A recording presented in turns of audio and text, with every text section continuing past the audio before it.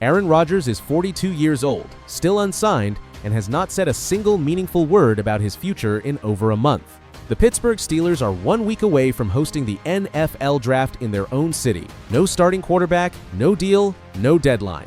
And now, big-name draft prospects are walking through the building. Something is very wrong in Pittsburgh. The Pittsburgh Steelers are stuck. They finished the 2025 season with a division title, their first since 2020. Aaron Rodgers led the offense, threw 24 touchdowns, and played the final 6 games with multiple fractures in his left wrist. He was solid. He was tough. And then the season ended on January 13th with a wild-card loss to the Houston Texans, and Rodgers basically disappeared. That was 3 months ago. Since then, the Steelers have been waiting and waiting and waiting some more. In February, General Manager Omar Khan stood in front of reporters at the NFL Scouting Combine and said the team would not let this drag on the way it did last year. Last year, Rodgers did not sign until June 7th. Khan made it sound like that was not going to happen again.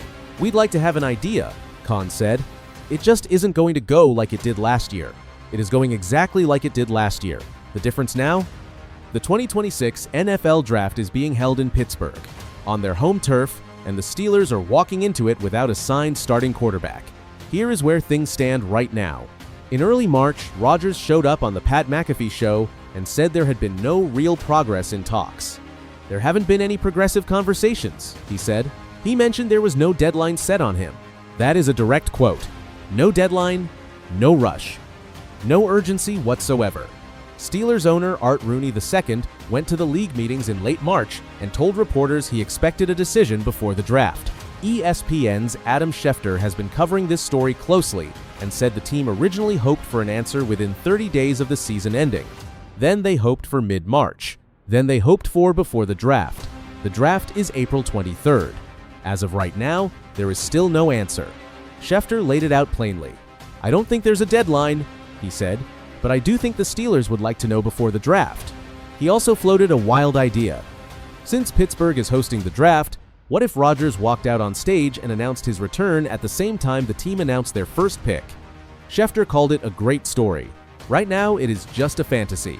Meanwhile, Hall of Famers are losing patience. Rod Woodson, one of the greatest Steelers of all time, said it plainly. They need to move forward. Chris Carter went further, calling Rodgers selfish and self-centered. Carter said, "You know he wants to play, but he just didn't want to make up his mind." Jerome Bettis said he would understand if players already doing voluntary workouts were frustrated watching a guy hold up the entire offseason from the outside. And here is what makes this worse. Every quarterback option they had is gone.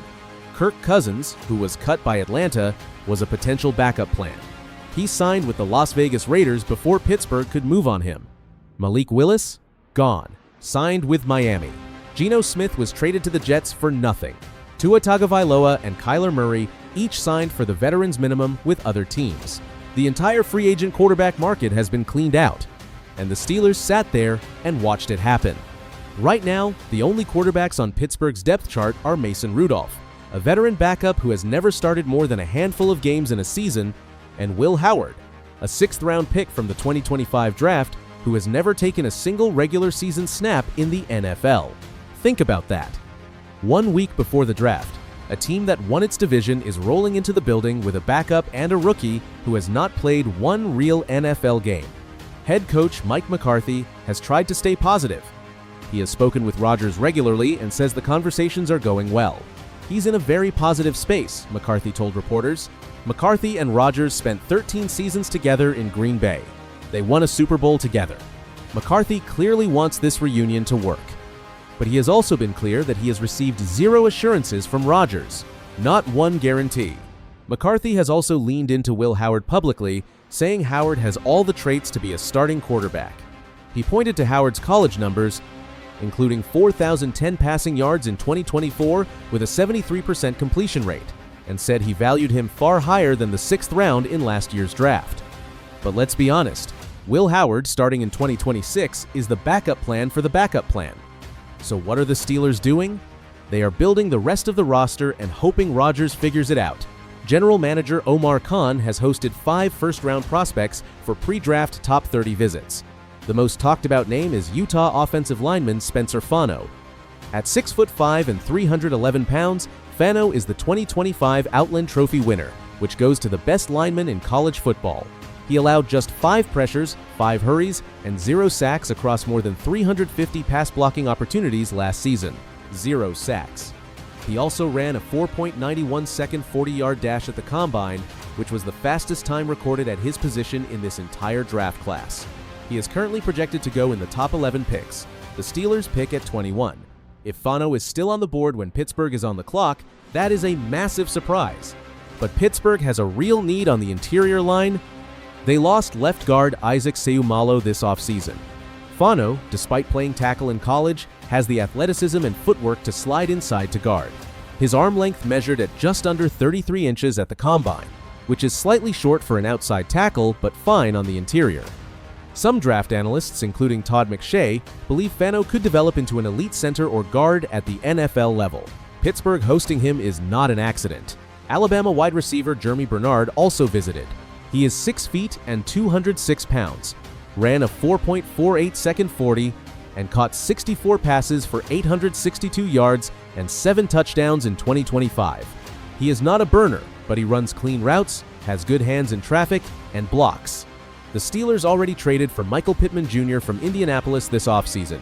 They have DK Metcalf. Adding Bernard would give them a third receiver with a completely different skill set. Remember what we said at the start. No signed quarterback. Draft in 1 week. The building is filling up with prospects. This is not normal offseason activity. This is a team trying to build around a hole at the most important position on the field, hoping the guy who is supposed to fill that hole eventually picks up the phone and makes a decision. The history here does not help. Rodgers pulled this same kind of delay in 2023 when the Jets were waiting on him. He announced his return from retirement, and the trade from Green Bay did not happen until 3 days before the draft. With the Jets, the whole thing collapsed after his first game when he tore his Achilles. Now Pittsburgh is watching the same slow-motion decision play out and wondering if this is how it goes every single time with this guy. New receiver Michael Pittman Jr. said it best when asked if he had talked to Rodgers about the upcoming season. "I'm trying to give him space," Pittman said. "I think that he wants to play. He's a beast." That might be true, but wanting to play and saying you are going to play are two different things. The 2026 NFL Draft starts April 23rd in Pittsburgh. The Steelers are hosting it. Spencer Fano could be long gone by pick 21. Aaron Rodgers is still silent. And Omar Khan is using his final pre-draft visits on first-round talent at positions you only fill when you are worried about what comes next. Pittsburgh is not just waiting on Rodgers anymore. They are building for the version of 2026 where he does not show up. And whether Rodgers walks out on that draft stage or keeps the whole city holding its breath through June, one thing is clear. The Pittsburgh Steelers are panicking, and they should be.